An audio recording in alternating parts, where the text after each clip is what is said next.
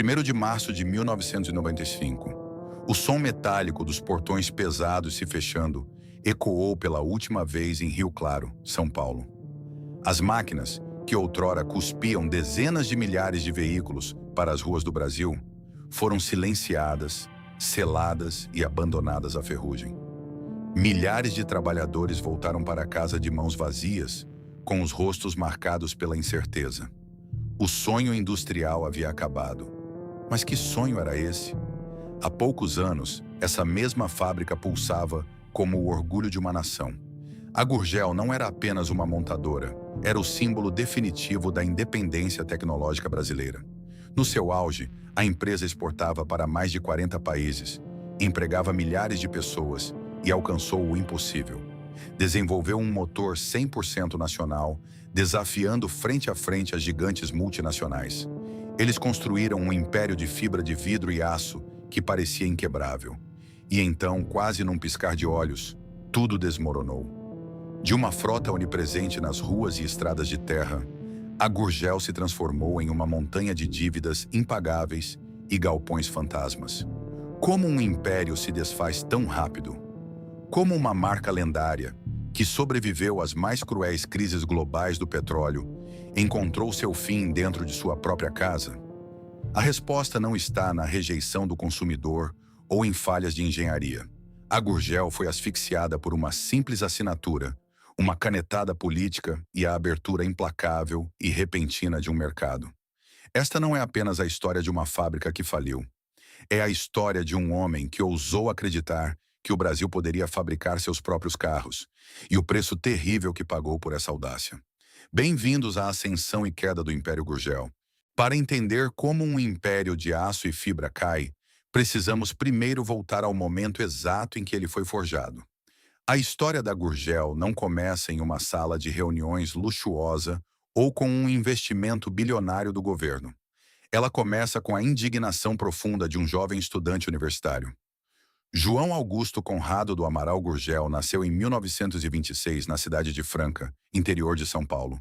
Desde cedo ele era um garoto obcecado pela mecânica, fascinado por motores e engrenagens em uma época em que o Brasil tinha uma vocação quase exclusivamente agrária. As grandes indústrias que começavam a se instalar no território nacional tinham sotaque estrangeiro. O Brasil importava quase tudo o que era tecnologicamente complexo. Automóveis, na melhor das hipóteses, eram montados localmente com peças que chegavam de navio, vindas de longe. Em 1949, Gurgel era um brilhante estudante de engenharia mecânica e elétrica na prestigiosa Escola Politécnica da Universidade de São Paulo, a PoliUSP. Chegara o temido momento de apresentar seu projeto de formatura. Enquanto a maioria de seus colegas optava por projetos convencionais e seguros, dentro das expectativas limitadas para um engenheiro brasileiro daquela época, Gurgel decidiu ousar. Ele não projetou um guindaste, uma bomba d'água ou um sistema de fiação urbana. Ele desenhou um carro, um automóvel pensado e desenhado inteiramente para a realidade e para as estradas brasileiras, que ele carinhosamente batizou de Tião. Quando ele apresentou as plantas detalhadas, os cálculos volumosos e a visão inovadora de um veículo compacto de 2 cilindros, a resposta que recebeu da banca avaliadora definiria o resto de sua vida. O professor responsável por avaliar o projeto olhou para os desenhos, olhou com certo desdém para o jovem Gurgel e proferiu uma frase que ecoaria pelas décadas seguintes. Gurgel, carro não se fabrica, carro se compra. O professor recomendou que ele abandonasse aquela fantasia nacionalista e fizesse algo que tivesse utilidade prática. O projeto do Tião foi duramente criticado e recebeu uma nota mínima, quase sendo reprovado, apenas para que o aluno pudesse finalmente colar grau. A mentalidade da época era clara e esmagadora. O Brasil era o país do café e da cana-de-açúcar, não da tecnologia. Desenvolver engenharia automotiva nacional era considerado um delírio, uma arrogância juvenil inaceitável frente ao poder colossal das matrizes americanas e europeias.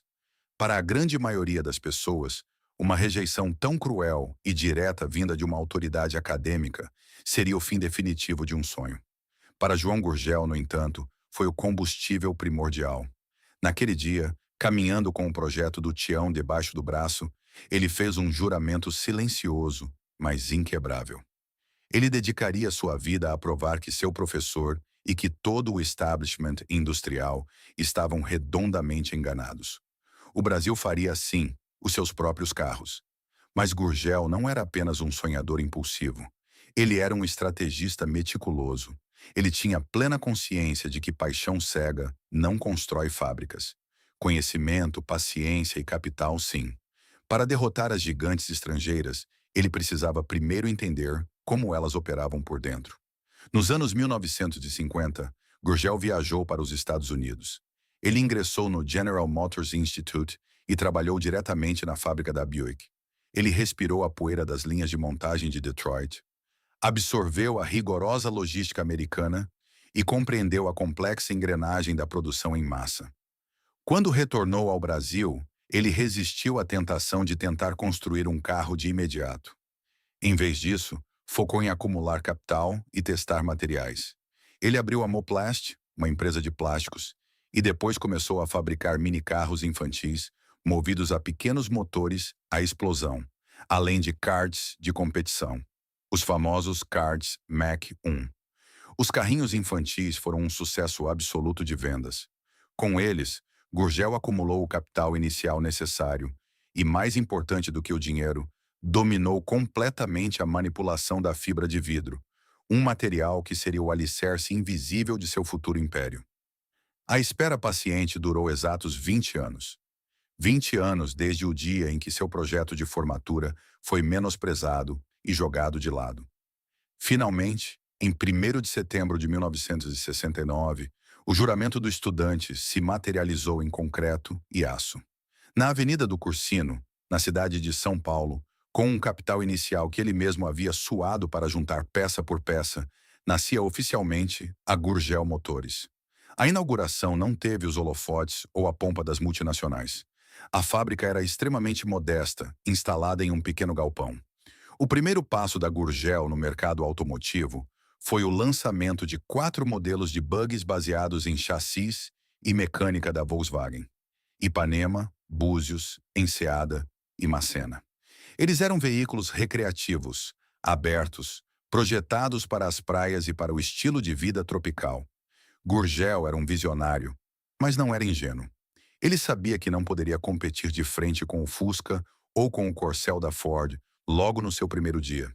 Ele precisava encontrar um nicho, uma brecha, um espaço onde as grandes montadoras não tinham agilidade, nem interesse em atuar. A fundação da Gurgel Motores foi uma vitória pessoal e simbólica extraordinária. O jovem que um dia ouviu que o Brasil apenas comprava carros, agora assinava como o presidente da primeira montadora 100% brasileira. No entanto, vender buggies charmosos para jovens de classe média irem à praia era apenas um ensaio. João Gurgel queria criar um veículo utilitário, resistente e genuinamente nacional, que pudesse desbravar o interior brutal, enlameado e sem asfalto do país. Para isso, a fibra de vidro convencional e os chassis emprestados não seriam suficientes. Ele precisaria inventar algo que o mundo da engenharia automotiva nunca havia visto. O verdadeiro embate contra as gigantes estrangeiras estava prestes a começar, e a arma secreta de Gurgel não seria de aço puro. Seria algo projetado para ser indestrutível. O Brasil da década de 1970 era um país de proporções continentais, estrangulado por uma infraestrutura precária. Fora dos grandes centros urbanos, o asfalto era um luxo raro. A vasta maioria das estradas que cortavam o interior, conectando fazendas, minas e pequenas cidades, era feita de terra batida, que se transformava em lamaçais intransponíveis durante as impiedosas temporadas de chuva tropicais. Os veículos importados e até mesmo os fabricados localmente pelas multinacionais sofriam duramente nesse ambiente hostil. A chapa de aço tradicional, usada na carroceria da esmagadora maioria dos automóveis, tinha um inimigo mortal, silencioso e implacável: a ferrugem, acelerada pela umidade e pela maresia de uma costa com milhares de quilômetros. João Gurgel compreendia perfeitamente esse cenário. Ele sabia que para uma montadora nacional sobreviver, ela não poderia simplesmente copiar o que os europeus ou americanos faziam para suas estradas perfeitamente pavimentadas. Ele precisava criar um veículo que fosse imune ao clima e ao terreno brutal do Brasil. Foi dessa necessidade que nasceu uma das maiores inovações tecnológicas da história automotiva sul-americana: o Plasteel. O Plasteel não era apenas fibra de vidro comum, era um sistema engenhoso e patenteado que combinava uma estrutura tubular de aço de alta resistência, que formava o esqueleto do veículo, envolta e fundida a uma carroceria de plástico reforçado com fibra de vidro, FRP.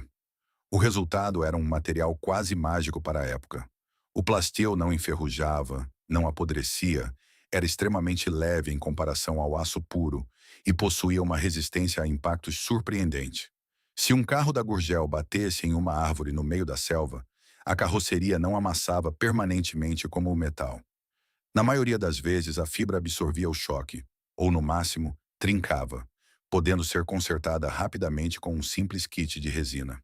Com essa armadura indestrutível, a Gurgel lançou um modelo que mudaria o patamar da empresa: o Chavante, batizado em homenagem a uma tribo guerreira indígena brasileira. O Chavante era espartano, robusto e angular. Ele parecia um pequeno tanque de guerra civil, projetado sem nenhuma preocupação com a aerodinâmica, mas com foco total na sobrevivência e na capacidade de superar qualquer obstáculo. O sucesso foi estrondoso, mas o selo definitivo de aprovação veio de um cliente muito exigente: o Exército Brasileiro. As Forças Armadas precisavam de um veículo leve de patrulha que aguentasse o tranco da Amazônia e do sertão. O Chavante foi submetido a testes brutais. Relatos da época contam que o Jeep da Gurgel chegou a ser jogado de paraquedas de aeronaves militares de carga para testar a resistência do chassi e da carroceria de Plasteel ao impacto direto com o solo. O carro não apenas sobreviveu à queda, como foi ligado imediatamente após tocar a terra, pronto para a ação. O exército tornou-se um grande comprador, encomendando frotas inteiras pintadas de verde-oliva. Essa adoção militar conferiu a Gurgel uma aura de indestrutibilidade que contagiou o mercado civil. Para dar conta da demanda explosiva, o pequeno galpão em São Paulo já não era suficiente. Em 1975, a empresa deu um salto monumental. Gurgel inaugurou um complexo industrial vasto e moderno na cidade de Rio Claro, a cerca de 170 quilômetros da capital paulista.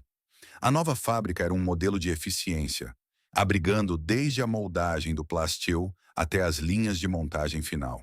O Brasil finalmente tinha uma grande fábrica de automóveis com tecnologia de carroceria que não devia nada ao resto do mundo. Nessa nova casa, a era de ouro da Gurgel floresceu. Durante a transição do final dos anos 70 para os anos 80, a montadora lançou sucessos em sequência. Veio o Tocantins, uma evolução do Chavante, que se tornou o veículo de trabalho definitivo nas áreas rurais do Brasil.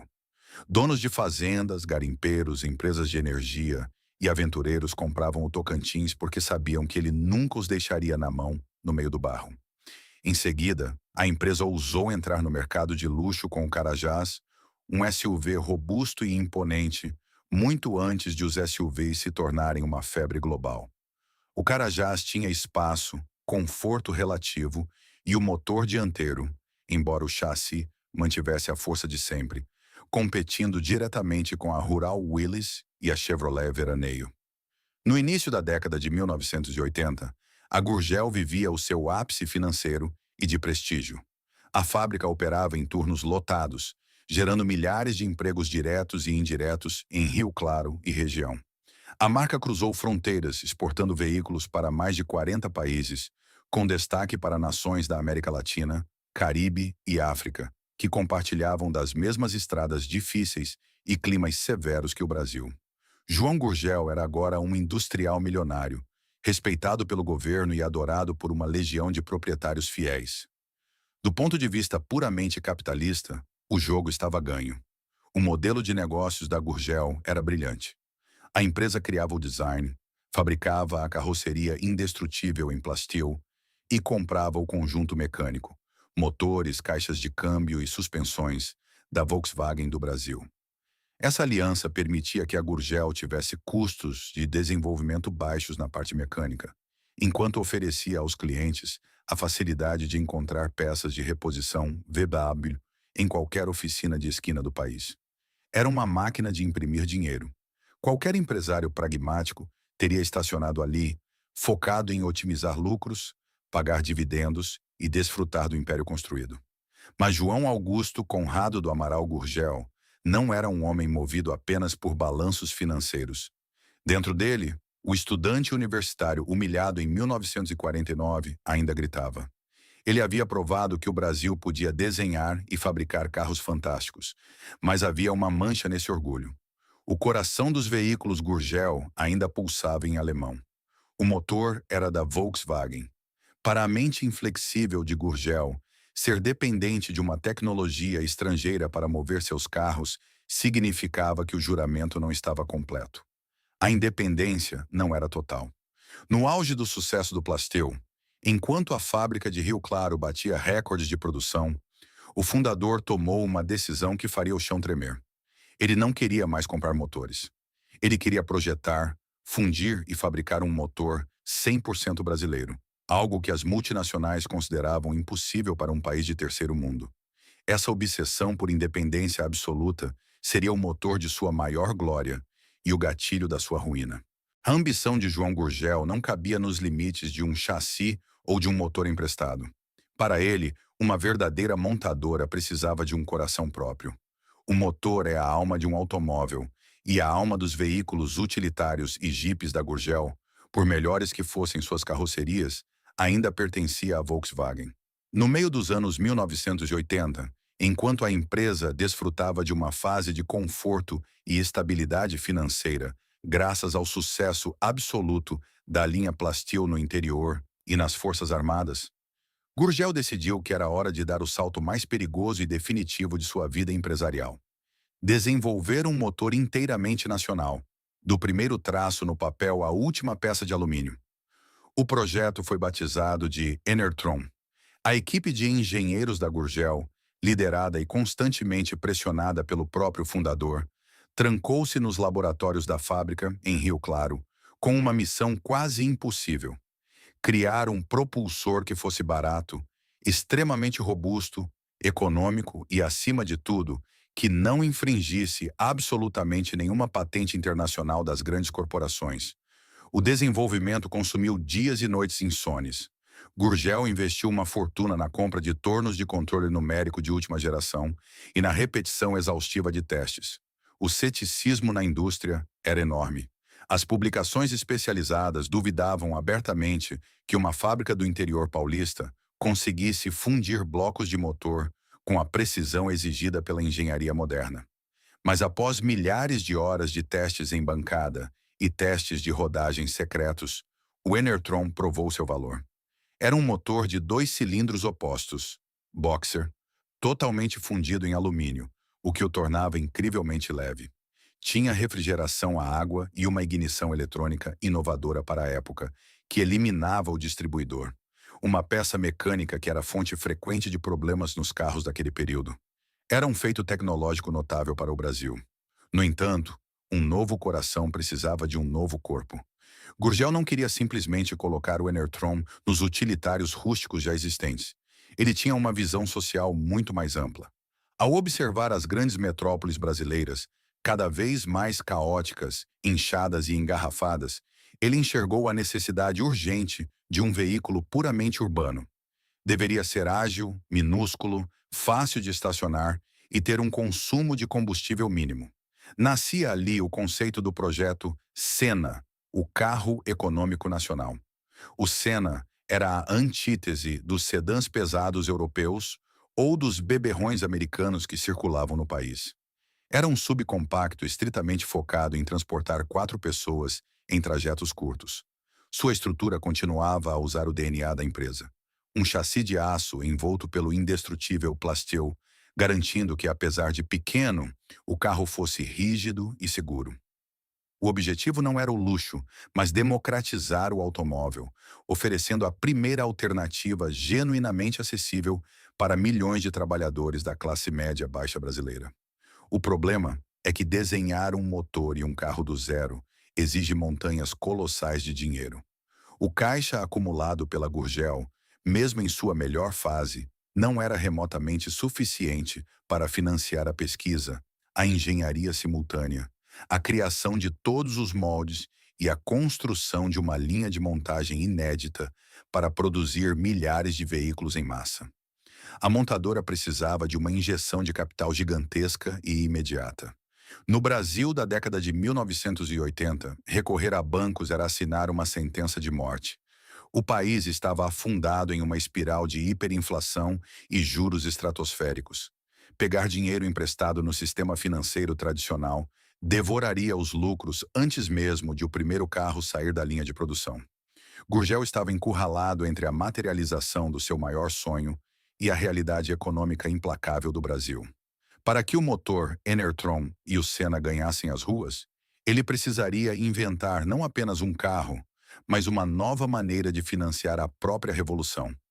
Rejeitando as taxas extorsivas dos bancos, João Gurgel encontrou uma saída que estava décadas à frente do seu tempo. Ele realizou o que hoje conheceríamos como um gigantesco crowdfunding, mas feito na escala de um país inteiro. Em 1988, a Gurgel lançou uma das campanhas publicitárias mais agressivas e emocionais da televisão brasileira. Ela não convidava as pessoas apenas a comprar um carro. Ela as convocava para se tornarem sócias da primeira e única montadora 100% nacional. O apelo era profundamente patriótico. A estratégia consistia em vender lotes de ações da Gurgel diretamente ao público. Quem adquirisse o cobiçado lote de 750 ações não apenas se tornava acionista da fábrica de Rio Claro, mas ganhava o direito exclusivo de ser um dos primeiros a comprar o novo carro, que havia sido rebatizado oficialmente para BR-800. A resposta do povo brasileiro foi avassaladora. Mais de 8.000 pessoas, entre professores, pequenos comerciantes, médicos, operários e patriotas de todas as classes, abriram suas poupanças para investir no sonho de Gurgel. A empresa arrecadou cerca de 60 milhões de dólares, em valores da época, diretamente do bolso da população. Foi o maior voto de confiança já dado a um industrial na história do Brasil.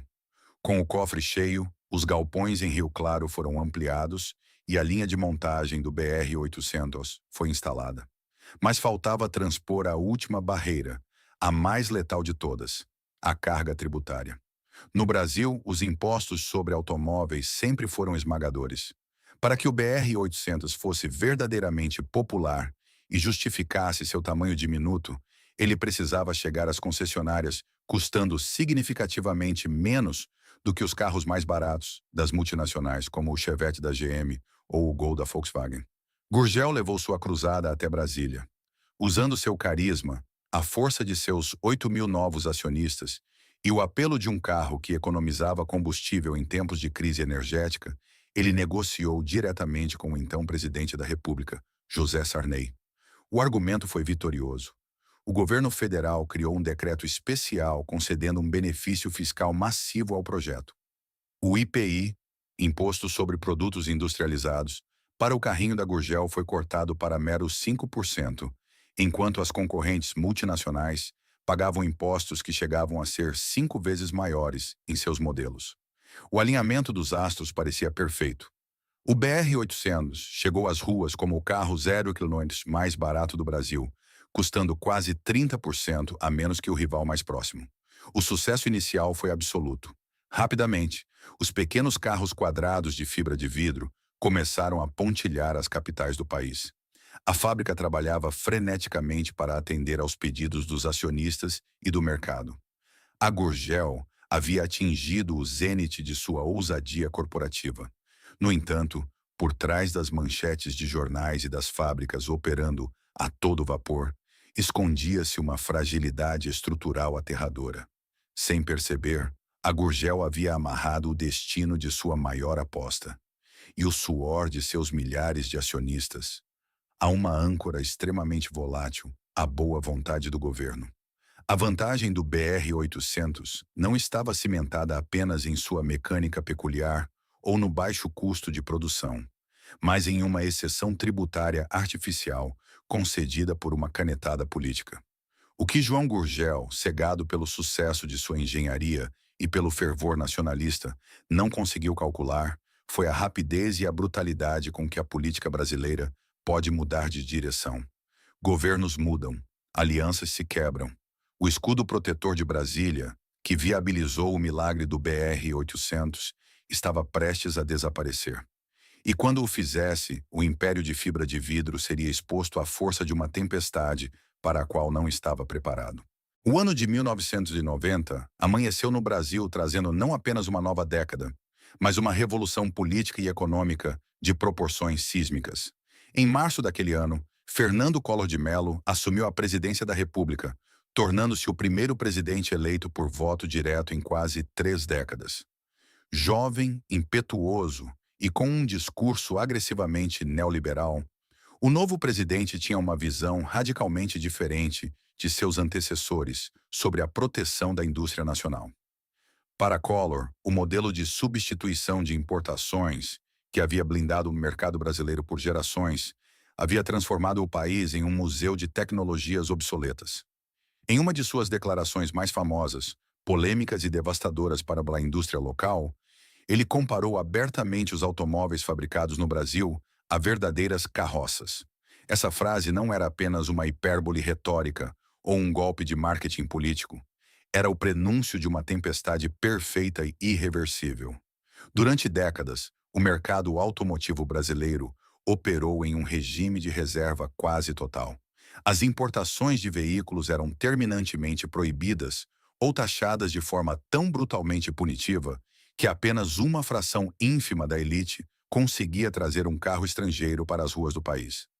Essa bolha de isolamento garantia às montadoras aqui instaladas, incluindo a Gurgel, um mercado cativo e previsível.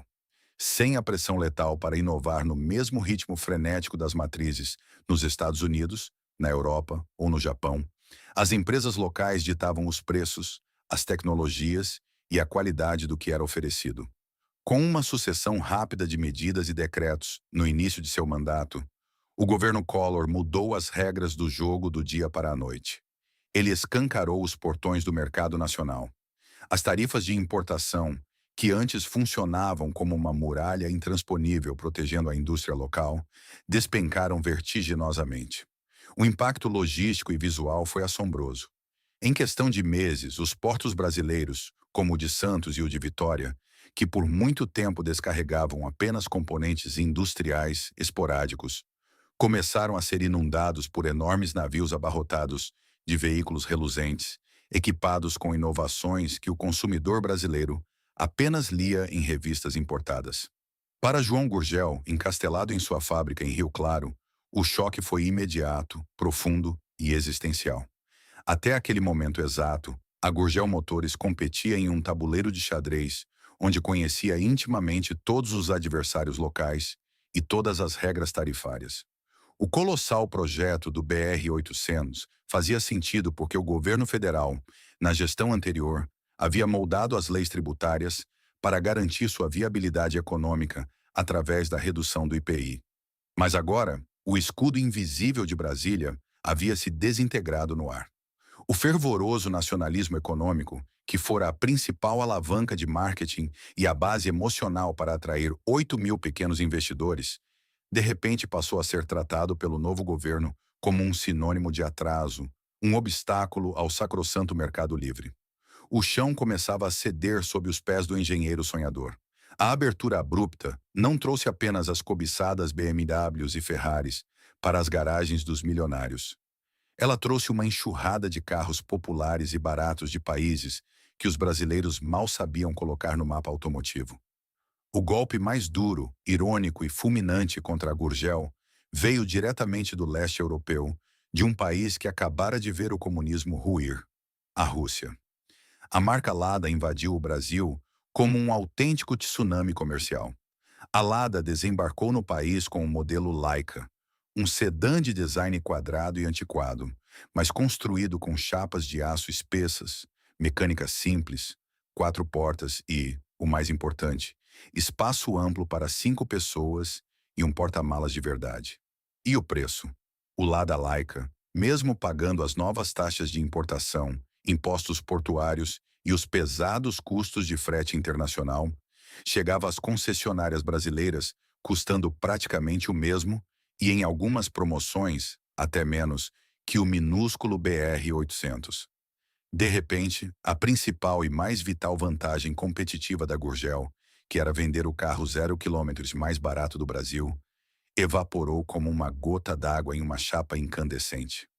A mente do consumidor brasileiro, que havia sido seduzida pelo apelo patriótico das campanhas televisivas meses antes, mudou rapidamente diante da dura realidade das vitrines repletas de opções.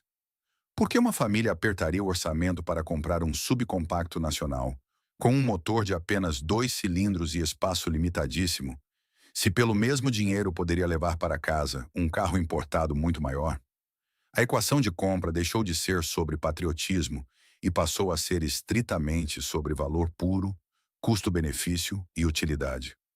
O nacionalismo não transportava a família inteira com conforto, e o brasileiro subitamente descobriu que não precisava mais se contentar com pouco. O BR-800, que no ano anterior fora aclamado como um milagre da engenharia nacional, começou a ter suas fragilidades impiedosamente expostas. Sem a proteção artificial dos impostos, o carrinho revelou-se barulhento, de suspensão dura, e seu acabamento espartano já não era perdoado por um mercado que agora conhecia a injeção eletrônica e a direção hidráulica de outras marcas asiáticas, que também começavam a chegar. O consumidor exigia mais e não estava disposto a financiar com seu próprio salário a curva de aprendizado de uma montadora local. Nos corredores da fábrica em Rio Claro, o ritmo frenético e orgulhoso de celebração foi brutalmente substituído por uma atmosfera de tensão insuportável. Os enormes pátios da empresa, antes vazios devido à altíssima demanda, começaram a encher lentamente de veículos recém-fabricados que não encontravam mais compradores dispostos. O fluxo de caixa, que havia sido artificialmente inflado pelo dinheiro suado dos acionistas populares, começou a sangrar a um ritmo alarmante para pagar custos fixos. A Gurgel havia feito uma aposta total e irrestrita de dezenas de milhões de dólares em um cenário econômico que, por força de um decreto presidencial, simplesmente deixou de existir. João Gurgel descobriu da pior forma possível que não havia armadura capaz de resistir à força devastadora da globalização. Diante da invasão implacável de veículos importados e da perda de sua maior vantagem competitiva, muitos empresários teriam jogado a toalha, vendido as instalações para uma multinacional e se aposentado com uma fortuna considerável. Mas João Gurgel era feito de uma obstinação quase irracional. Aceitar a derrota para os russos da Lada ou para o novo governo não era uma opção. Ele acreditava que, se o problema era a percepção de que o BR-800 havia ficado obsoleto rápido demais, a solução era voltar às pranchetas e criar algo superior. A ordem nos galpões de Rio Claro foi dada. Era preciso contra-atacar. Trabalhando sob uma pressão sufocante e com o caixa da empresa começando a dar os primeiros sinais de alerta vermelho, os engenheiros da Gurgel redesenharam seu subcompacto. Em 1992, a montadora lançou o Super Mini. O novo carro era uma evolução notável do antigo BR-800. Suas linhas quadradas foram suavizadas por um design mais moderno e aerodinâmico. O motor Enertron recebeu aprimoramentos significativos, ganhando mais potência e estabilidade. Os vidros nas portas, que antes eram de correr, uma característica rústica que gerava muitas reclamações, finalmente podiam ser abaixados com manivelas tradicionais. O acabamento interno foi melhorado. Era, sem dúvida, o melhor carro urbano que a Gurgel já havia produzido. Por um breve e fugaz momento, o lançamento do Super Mini trouxe um alívio para a fábrica. As vendas iniciais mostraram uma leve recuperação, e as revistas especializadas elogiaram a resiliência da marca brasileira. Animado por esse pequeno respiro, Gurgel dobrou a aposta. Em vez de focar apenas em vender o Super Mini e estabilizar as finanças, ele começou a investir os poucos recursos que restavam em um projeto ainda mais radical, o Projeto Delta. O Delta seria o carro definitivo para as massas. Ainda menor, ainda mais barato de produzir, planejado para ser o primeiro automóvel de milhões de brasileiros que andavam de ônibus. Gurgel vislumbrava uma nova revolução industrial. Ele ordenou a compra de maquinários caros e iniciou os pesados investimentos em pesquisa e desenvolvimento para o motor e a carroceria do Delta. A fábrica em Rio Claro trabalhava em um ritmo frenético e esquizofrênico. De um lado, tentava empurrar o Supermini para um mercado cada vez mais cético. Do outro, queimava milhões desenhando um carro para um futuro que talvez nunca chegasse. O que o fundador não percebeu em sua corrida desesperada pela inovação era que o inimigo real não estava apenas nos navios que atracavam nos portos. O golpe mais letal, aquele que perfuraria a blindagem da empresa, estava sendo preparado pelas próprias multinacionais que já estavam instaladas no Brasil há décadas, e elas usariam a própria arma que Gurgel havia criado. A ironia mais cruel na história da Gurgel reside em uma lei. Anos antes, para viabilizar o BR-800, João Gurgel havia lutado arduamente e convencido o governo a reduzir drasticamente os impostos para veículos com motores de até 1.000 cilindradas, 1.0 litro. Ele abriu a porta legislativa para o conceito de carro popular no Brasil. O que ele não previu foi que gigantes globais também passariam por essa mesma porta, com uma força esmagadora. A Fiat foi a primeira a agir. Aproveitando a mesma isenção de impostos criada pela Gurgel, a montadora italiana lançou o Uno Mille. Tratava-se de um carro de verdade, de aço, com motor de 4 cilindros adaptado para se enquadrar no limite de 1.0 litro e obter o benefício fiscal. Logo em seguida, vieram o Volkswagen Gol 1000 e o Chevrolet Corsa. De repente, o consumidor brasileiro podia comprar um carro espaçoso, de uma marca com milhares de concessionárias pelo país, pagando os mesmos impostos reduzidos que o apertado Supermini de fibra de vidro. A disparidade de escala era brutal. Enquanto a Fiat produzia centenas de milhares de Unos, diluindo seus custos de produção a centavos, a Gurgel produzia em pequenos lotes artesanais. O custo de fabricação em Rio Claro disparou e a montadora brasileira perdeu qualquer possibilidade de competir em preço. O resultado foi imediato e catastrófico. As vendas do Supermini despencaram de um penhasco. Os pátios da fábrica, que um dia foram símbolo de pujança, transformaram-se em cemitérios de carros 0 quilômetro, encalhados sob o sol. A receita parou de entrar, mas a folha de pagamento de milhares de funcionários e as contas dos caríssimos fornecedores de peças continuavam chegando pontualmente. O projeto Delta, que deveria ser a salvação, transformou-se em um buraco negro financeiro que sugava o pouco oxigênio que restava. Sem alternativas, encurralado pela falta de capital de giro, João Gurgel foi forçado a fazer o que jurou evitar durante toda a sua vida empresarial. Ele bateu na porta dos bancos. Era o pior momento possível na história econômica do Brasil para se tomar dinheiro emprestado. O país vivia o auge da hiperinflação, com os preços subindo diariamente e os juros bancários atingindo taxas estratosféricas e predatórias. Para pagar os salários atrasados e tentar manter a linha de montagem respirando, a Gurgel contraiu empréstimos de curto prazo. Quando o mês virava e os carros continuavam sem vender, a dívida era rolada, multiplicando-se a uma velocidade aterrorizante. A espiral do endividamento havia começado. A Gurgel Motores não era mais uma indústria ditando as regras do seu destino.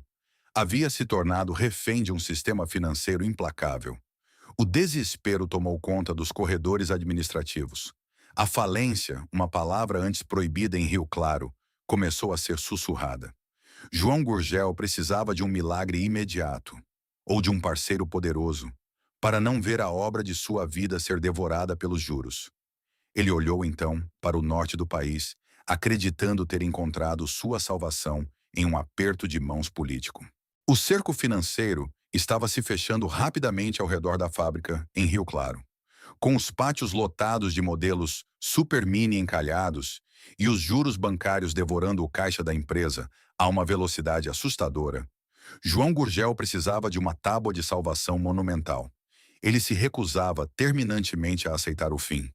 Na sua visão inabalável, a crise era temporária, uma turbulência que seria inevitavelmente superada assim que o revolucionário Projeto Delta, o carro verdadeiramente popular e definitivo para as massas, ganhasse as ruas. Mas para que o Delta existisse e pudesse competir, ele precisava de algo que já não tinha: capital limpo, prazos longos e juros civilizados. Sem apoio do governo federal, que agora estava completamente enamorado pelas montadoras multinacionais e pelo discurso do livre mercado irrestrito, Gurgel virou seus olhos para o Nordeste do Brasil. Historicamente marginalizada em termos de industrialização pesada em comparação ao eixo Sul-Sudeste, a região nordestina estava faminta por investimentos, inovação, empregos e desenvolvimento tecnológico. Foi exatamente nesse cenário de necessidade mútua que surgiu o que parecia ser a luz redentora no fim do túnel: o governo do estado do Ceará. No início da década de 1990, as negociações começaram e avançaram com uma rapidez surpreendente. O acordo desenhado era grandioso e, no papel, perfeito para ambos os lados. A Gurgel Motores construiria uma fábrica inteiramente nova no Ceará, um complexo industrial moderno e dedicado especificamente a produzir em massa o novo carro popular Delta, além de descentralizar a produção.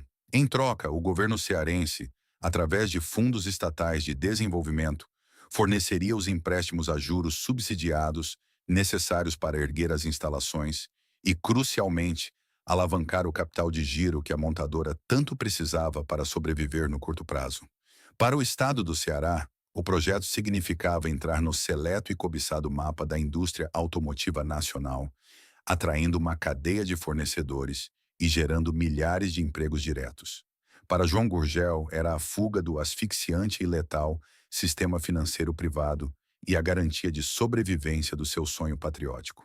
A esperança renasceu com força total nos galpões da empresa.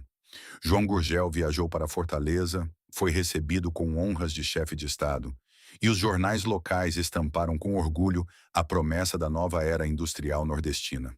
O maquinário preliminar para o Projeto Delta começou a ser encomendado com base nessas promessas. Em São Paulo, os funcionários respiraram aliviados, acreditando que a expansão traria a injeção de capital imediata necessária para quitar salários atrasados e acalmar os fornecedores impacientes.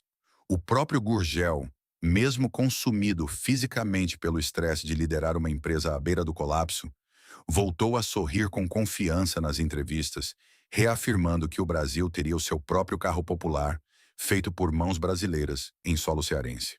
No entanto, o mundo da política é frequentemente pavimentado com grandes promessas que desaparecem à primeira mudança na direção do vento ou da pressão econômica. Gurgel baseava suas projeções de vida ou morte na palavra dada por líderes políticos, esquecendo-se da lição amarga que a abertura de mercado de 1990 já lhe havia ensinado. No xadrez do poder, o nacionalismo romântico de um engenheiro sonhador é a primeira peça a ser sacrificada no altar da conveniência política. O tempo, que já era um inimigo constante, transformou-se no carrasco definitivo da Gurgel, enquanto a empresa aguardava ansiosamente a liberação dos fundos estatais prometidos pelo governo do Ceará. A hiperinflação brasileira continuava seu trabalho silencioso e destrutivo, corroendo diariamente o valor do dinheiro e multiplicando as dívidas de Rio Claro de forma exponencial. O maquinário encomendado para a nova fábrica precisava ser pago, mas os caixas estavam vazios. Os fornecedores de peças, esgotados pelos atrasos e temendo um calote generalizado, começaram a cortar o envio de componentes, paralisando fisicamente a linha de montagem do Supermini. E então veio o golpe de misericórdia. O acordo com o estado do Ceará, que havia sido celebrado com tanta pompa, champanhe e cobertura da imprensa, começou a desmoronar nos corredores frios da burocracia. Argumentando problemas de garantias financeiras, falta de viabilidade técnica imediata e mudanças no cenário orçamentário do Estado, o governo estadual recuou abruptamente. Os milhões de dólares em financiamento prometidos nunca saíram dos cofres públicos. A fábrica nordestina tornou-se uma miragem cruel antes mesmo de a primeira fundação ser cavada na terra. A decepção foi esmagadora. João Gurgel havia apostado as últimas fichas de sua credibilidade e o escasso oxigênio de sua empresa em um aperto de mãos político que se revelou vazio. Em um ato de puro desespero para evitar a paralisação total, Gurgel recorreu às esferas federais. Ele bateu de porta em Brasília buscando o BNDES, Banco Nacional de Desenvolvimento Econômico e Social, e os grandes bancos estatais, como o Banespa. Ele não pedia dinheiro dado, não pedia subsídios a fundo perdido, nem o perdão total de suas dívidas. Ele implorava por uma renegociação justa, por prazos estendidos, exatamente o mesmo tratamento condescendente e benevolente que o governo brasileiro, historicamente, sempre dispensou a banqueiros falidos, a usineiros e às grandes corporações multinacionais em momentos de crise. Ele apresentou planos de reestruturação meticulosos, planilhas provando a viabilidade do negócio a longo prazo se os juros extorsivos fossem congelados. Mas a resposta de Brasília e do sistema financeiro estatal foi um silêncio gélido, seguido de recusas formais e burocráticas. Para o establishment político da época, salvar uma montadora nacional de pequeno porte já não tinha qualquer apelo ou utilidade. As gigantes estrangeiras já estavam instaladas, dominando o mercado, prometendo bilhões em investimentos futuros e produzindo seus próprios carros populares com o apoio total do Estado. A Gurgel, com sua teimosia em ser independente e seus carros de fibra de vidro, passou a ser vista pelas autoridades não como um orgulho nacional a ser protegido, mas como um estorvo inconveniente que o livre mercado deveria eliminar. Foi nesse momento sombrio que João Gurgel compreendeu a verdadeira, fria e aterradora extensão de seu isolamento. Ele havia dedicado a vida inteira para provar que o Brasil não precisava depender de estrangeiros. Ele gerou milhares de empregos, economizou preciosas divisas para o país e colocou dezenas de milhares de veículos genuinamente nacionais nas ruas. No entanto, na hora mais crítica, o país que ele tanto amava virou as costas. O criador do indestrutível Plasteel descobriu que nenhuma blindagem física no mundo poderia protegê-lo da traição do próprio sistema financeiro e estatal. A Gurgel estava oficialmente sangrando até a morte, completamente sozinha, na sua própria pátria.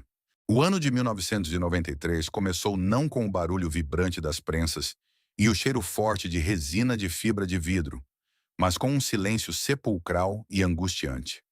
A asfixia financeira, que antes era uma batalha travada em gabinetes executivos e corredores de bancos, finalmente havia descido para o chão de fábrica em Rio Claro. O oxigênio havia acabado. Sem capital de giro para comprar peças essenciais, os fornecedores interromperam completamente as entregas. Carros semiprontos acumulavam-se na linha de montagem, faltando detalhes cruciais como alternadores, freios ou pneus.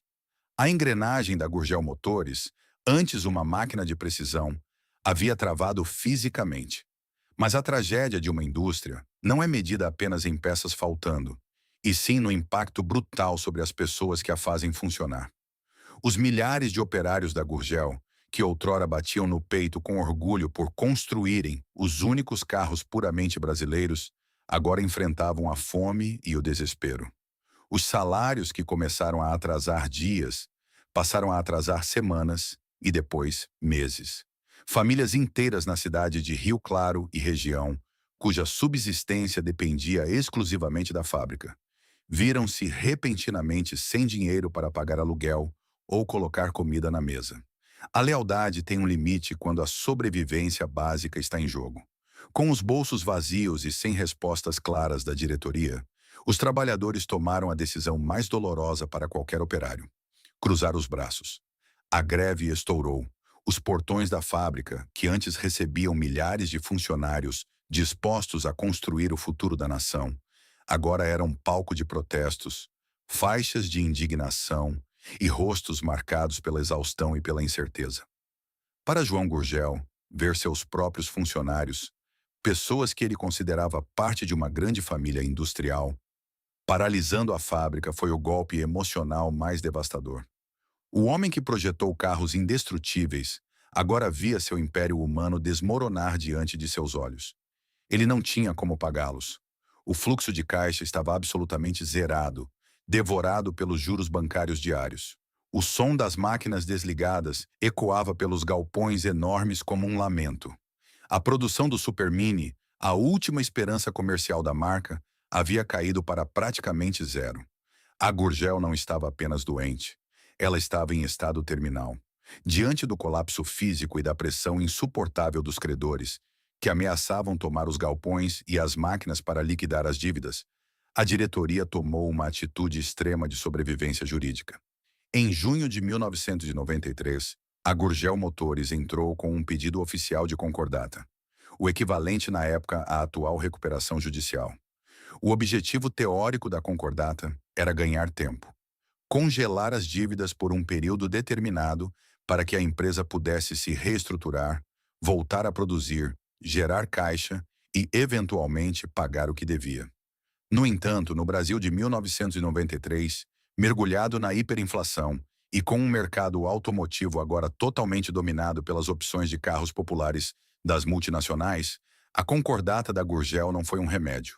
Foi apenas o início de um longo e doloroso velório. Como uma empresa pode se recuperar se não tem dinheiro para comprar peças e, consequentemente, não tem produtos finalizados para vender? A proteção judicial evitou que as máquinas fossem leiloadas imediatamente, mas não trouxe um único centavo de dinheiro novo para reativar a produção. Durante os meses seguintes, a fábrica operou como um zumbi industrial.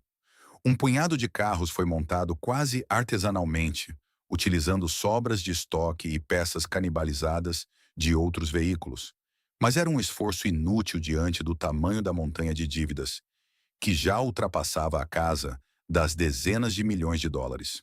O mercado consumidor perdeu completamente a confiança.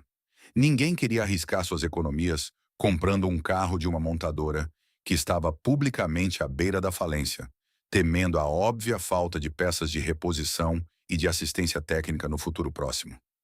A agonia arrastou-se até que o inevitável finalmente batesse à porta. Como a empresa não conseguiu cumprir os prazos de pagamento e as exigências financeiras rigorosas estipuladas pelo acordo de concordata, a justiça brasileira não teve outra alternativa. Em 1994, a primeira sentença de falência foi decretada. Gurgel ainda lutou arduamente nos tribunais, recorrendo da decisão com a mesma obstinação apaixonada que o fez construir seu primeiro projeto na faculdade, tentando provar que o governo federal também lhe devia recursos referentes a patentes e acordos não cumpridos. Mas os recursos jurídicos foram se esgotando um a um. Finalmente, no alvorecer de 1995, as últimas luzes legais se apagaram e a falência tornou-se definitiva e irreversível. O Estado e os síndicos da massa falida assumiram o controle das instalações. As sirenes de troca de turno não tocariam mais. O maquinário importado, os moldes exclusivos do invencível Plastil, os projetos inacabados do revolucionário Delta e as esperanças de milhares de pequenos acionistas brasileiros foram oficialmente lacrados e confiscados pela justiça. O Império Automotivo Nacional havia sido trespassado. O último sinal havia soado para sempre em Rio Claro. A falência não é apenas um termo jurídico que encerra a vida de uma empresa no papel. Ela é um evento físico, palpável e frequentemente devastador. Quando a justiça determinou o fechamento definitivo da Gurgel Motores em 1995, o complexo industrial de Rio Claro, antes um símbolo vibrante da engenharia nacional, latejando com o som de prensas, a movimentação de operários e o cheiro forte de resina, transformou-se subitamente em um imenso cemitério de concreto e aço. O silêncio que se abateu sobre os galpões era denso, pesado, carregado com o peso de promessas desfeitas e de um esforço colossal que não encontrou recompensa. A degradação física do espaço foi rápida e impiedosa. Sem manutenção, energia elétrica ou segurança adequada nos primeiros anos após a massa falida assumir o controle, o tempo e a natureza começaram a reivindicar as instalações. As linhas de montagem, onde o motor Enertron havia sido meticulosamente fundido e testado milhares de vezes, começaram a acumular camadas espessas de poeira, sujeira e ferrugem. Os moldes exclusivos do Plastil, que haviam custado anos de pesquisa intensiva e milhões de dólares para serem aperfeiçoados, foram abandonados aos elementos. Muito do maquinário de precisão, importado com enorme sacrifício e visão de futuro durante a década de 1980, teve um fim indigno. Sem compradores dispostos a arrematar a fábrica como um todo, Os equipamentos acabaram sendo leiloados aos pedaços, a preços irrisórios ou, mais tragicamente, vendidos como simples sucata de ferro velho para tentar cobrir uma fração insignificante da colossal dívida trabalhista, bancária e tributária. Protótipos inacabados do Projeto Delta, cobertos por lonas rasgadas e desbotadas pelo sol, apodreciam lentamente nos pátios, como fantasmas silenciosos de um futuro que o Brasil decidiu abortar antes mesmo que nascesse. No entanto, a ruína mais profunda não estava nas paredes rachadas, no teto cedendo ou no maquinário enferrujado, mas no tecido social dilacerado ao redor da fábrica. O fechamento da Gurgel arrancou abruptamente o sustento de milhares de famílias. Eram engenheiros mecânicos, moldadores de fibra de vidro, montadores e funcionários administrativos que haviam dedicado as melhores décadas de suas carreiras a uma empresa que lhes exigia suor, patriotismo e entrega total.